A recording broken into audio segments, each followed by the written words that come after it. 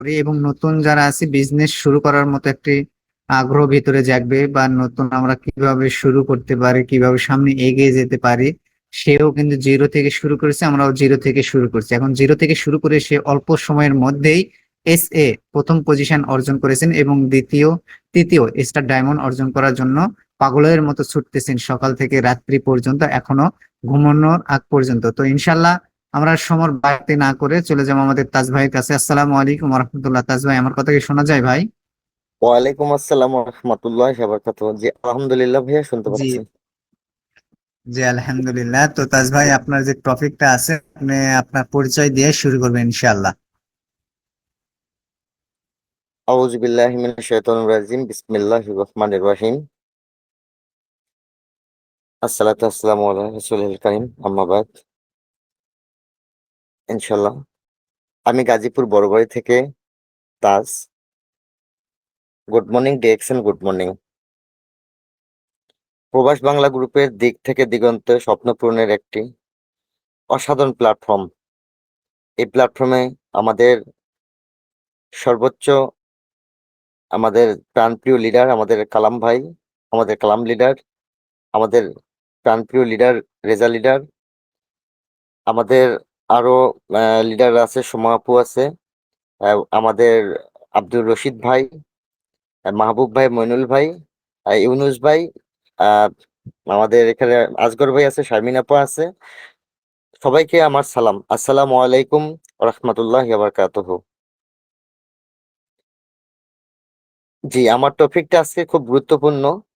তো আমি সেই বিষয়ে যদি একটু আলোচনা করতে যাই, তাহলে আমাকে একটু শুরুতে যেতে হয়।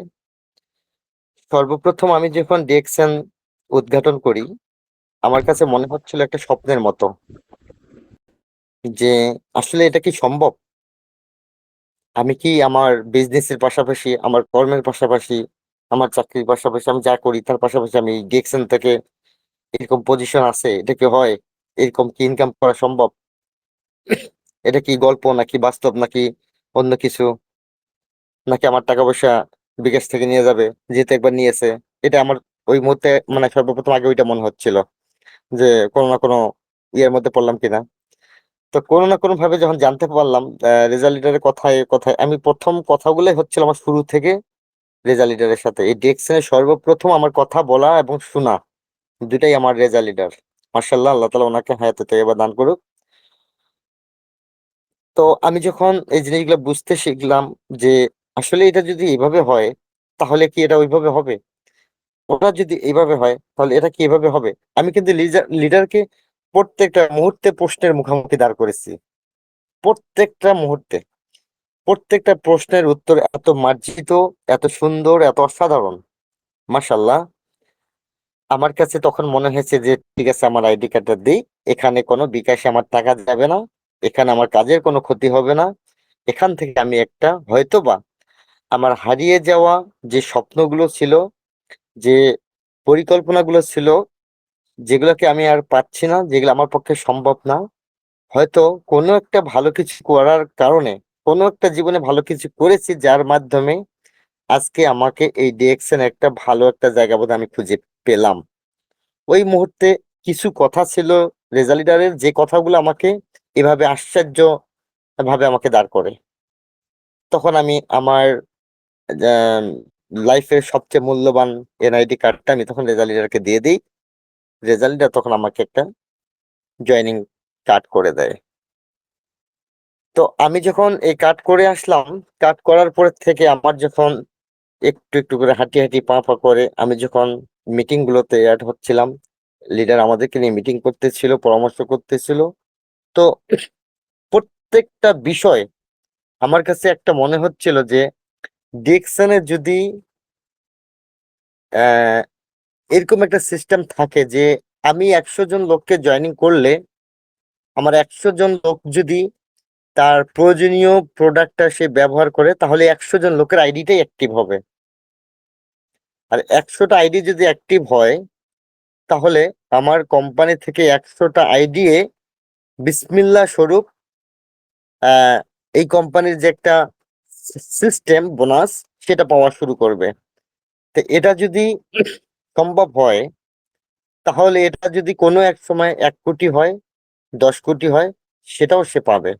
আর যদি এটা না হয়, তাহলে এটা সম্পূর্ণ হয়তোবা ওই ডেস্টিনিকের মতোই, যেটা আমিও প্রথমে ভেবেছি, আমি অস্বীকার যাব না।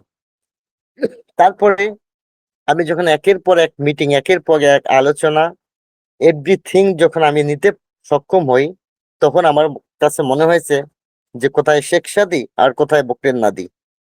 আমার ডিরেকশন হলো শেখ সাদি।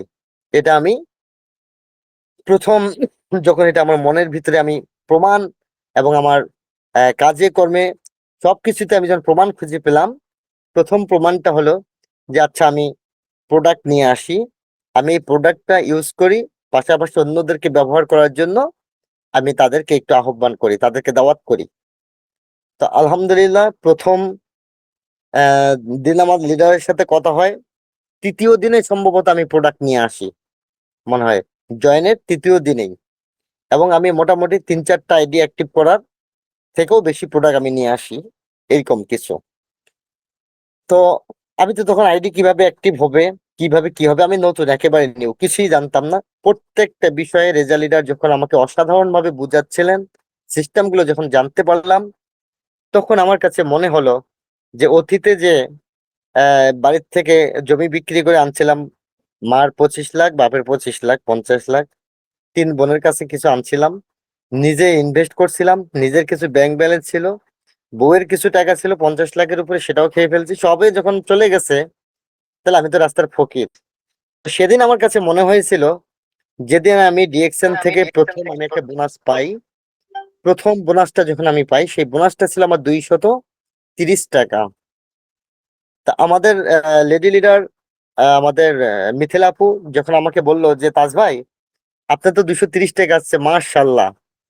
তো উনি যখন এই কথাটা বলছে, তখন আমার মানে এতটা ভালো লাগছে আমার কাছে, যে আমি 230 টাকা এই জায়গায় প্রোডাক্ট উত্তোলন করে আমি যে বোনাসটা পেয়েছি, এই 230 টাকা আমার কাছে মনে হয়েছে 2,30,00,000 টাকা আমি সামনে, আমি এটা থেকে অর্জন করতে সক্ষম হব ইনশাল্লাহ।